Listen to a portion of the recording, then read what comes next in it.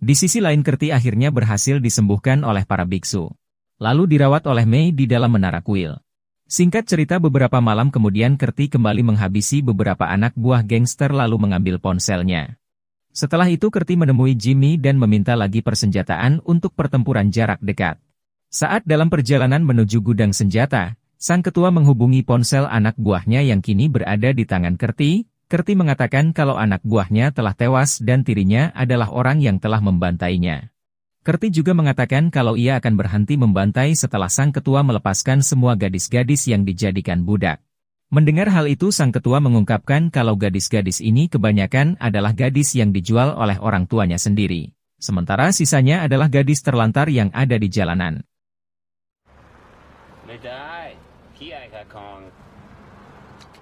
Setelah sampai di gudang senjata milik Jimmy, Kerti langsung mengambil persenjataan yang akan ia butuhkan. Kemudian pada malam itu juga Kerti mencari Asep, karena pernyataan dari sang ketua gangster nampak berbeda dengan apa yang telah diucapkan Asep. Kerti terlihat membuntuti Asep yang mana malah membawanya ke sebuah tempat penjajakan gadis-gadis. Kerti pura-pura memesan satu wanita lalu masuk ke dalam kamar. Di sini Kerti bertanya siapa Asep sebenarnya dan di mana sekarang ia berada. Gadis itu pun mengatakan kalau Asep ada di lantai atas dan Asep adalah bos mereka. Saat itu juga Kerti langsung mencari Asep, namun gadis tadi malah berteriak hingga terjadilah baku tembak dengan anak buah Asep.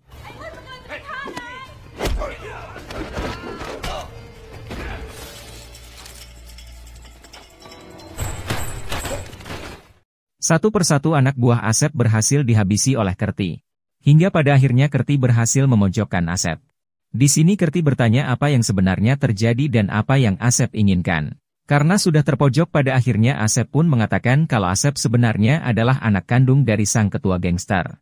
Sementara cerita tentang anak Asep yang diculik hanyalah sebuah omong kosong, terungkap kalau niat Asep sebenarnya adalah merusak reputasi Samsul yang digadang akan menggantikan jabatan sang ketua gangster.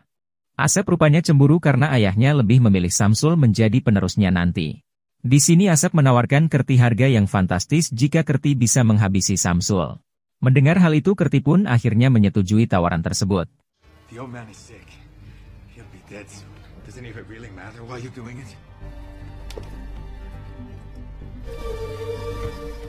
Di sisi lain ternyata Jimmy sedang disiksa oleh para gangster sebab mereka sudah tahu kalau Jimmy adalah orang yang memasok senjata kepada Kerti.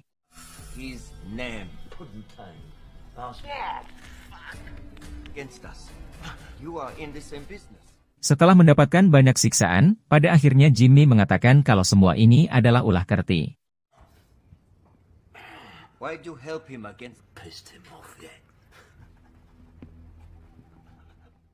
Kemudian adegan memperlihatkan Kerti yang nekat mendatangi markas para gangster untuk menghabisi mereka. Satu persatu anak buah Samsul berhasil dihabisi oleh Kerti.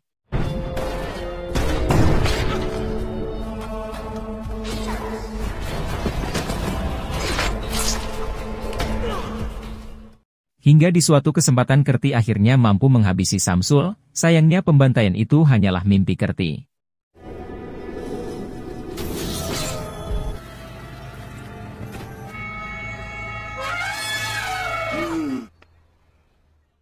Di sisi lain sang ketua dan Samsul sedang berbincang tentang bagaimana mereka bisa menangkap Kerti. Samsul mengungkapkan kalau mereka lebih baik meminta bantuan polisi korup untuk mencarinya, namun tiba-tiba mereka kedatangan Asep. Asep mengatakan kalau Samsul tidak akan mampu menyelesaikan masalah ini, dan hanya Aseplah yang bisa menyelesaikannya. Mendengar hal itu sang ketua pun mempersilahkan Asep untuk membereskan Kerti.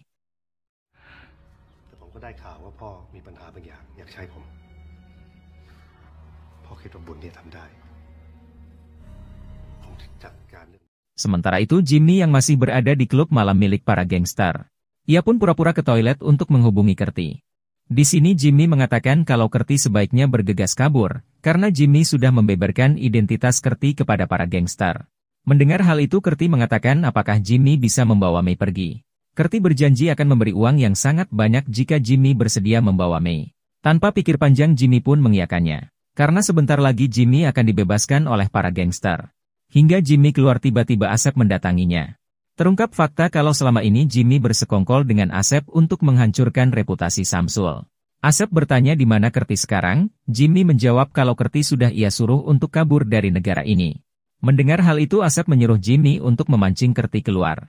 Karena sekarang Asep ingin menghabisi Kerti dan membawa kepalanya agar sang ketua benar-benar yakin kalau Asep lebih baik daripada Samsul. Jimmy awalnya menolak karena rencana mereka hanya ingin merusak reputasi Samsul, bukan menghabisi Kerti. Namun Asep tetap memaksa.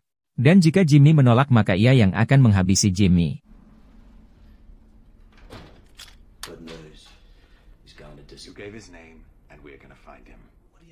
Di sisi lain Kerti kembali ke Menara Kuil untuk menemui Mei. Bahkan saat itu Kerti memberikan sebuah baju untuk Mei. Kerti mengatakan kalau ia akan kembali ke Afrika, sementara Mei akan dijemput oleh temannya yaitu Jimmy. Sebelum pergi Kerti menitipkan uang yang banyak untuk Mei dan juga Jimmy.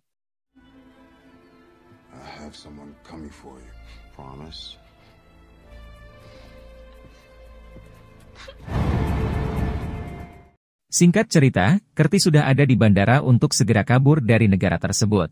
Tiba-tiba ia dihubungi Jimmy, lalu Jimmy bertanya di mana Kerti sekarang. Kerti mengatakan kalau ia sudah di bandara dan Kerti balik bertanya apakah Jimmy sudah menjemput Mei. Jimmy menjawab kalau ia sudah ke Menara Kuil, namun di sana tidak ada Mei dan hanya ada uangnya saja. Mendengar hal tersebut, Kerti sadar kalau Jimmy sedang menjebaknya. Tidak butuh waktu lama para gangster itu pun datang ke bandara untuk mengepung Kerti. Beruntung Kerti sudah menyadari akan hal itu, dan ia menghajar salah satu supir gangster lalu mencuri mobilnya. Kerti pun berencana kembali ke Menara Kuil. Sesampainya di sana ia tidak menemukan Mei dan hanya menemukan baju pemberiannya yang tertinggal di Menara Kuil. Kerti yang sadar kalau Mei telah diculik oleh para gangster ia pun memutuskan untuk datang ke markasnya langsung. Kemudian inilah aksi Kerti.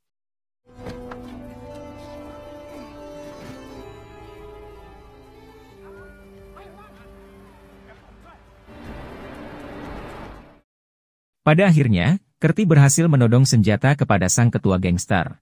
Di sini Kerti mengatakan kalau ia akan membeli semua gadis-gadis yang diperbudak oleh mereka. Mendengar hal itu sang ketua serta Samsul setuju menjual para gadis tersebut kepada Kerti. Mengingat para polisi sudah mulai mencium kejahatan mereka.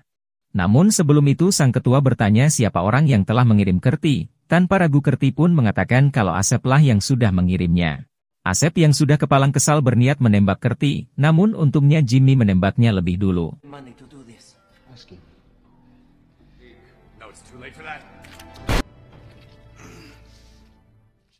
Kemudian Kerti bertanya di mana Mei. Mereka mengatakan kalau para gadis yang ada di sini tidak ada yang bernama Mei. Kebetulan Kerti melihat foto Mei yang terpajang di dinding dan langsung menunjukkan kepada sang ketua. Ternyata Mei adalah orang yang pertama kali dijadikan budak oleh mereka 30 tahun yang lalu. Dan Mei sudah lama mati. Artinya orang yang selama ini menemani Kerti adalah jurik Mei. Kerti berpikir arwah Mei sengaja mendatanginya agar Kerti bisa membebaskan para gadis dari perbudakan. Setelah sang ketua mendapatkan uang bayarannya, ia pun menyuruh Kerti dan Jimmy untuk membawa semua gadis tersebut pergi. I will take care of you.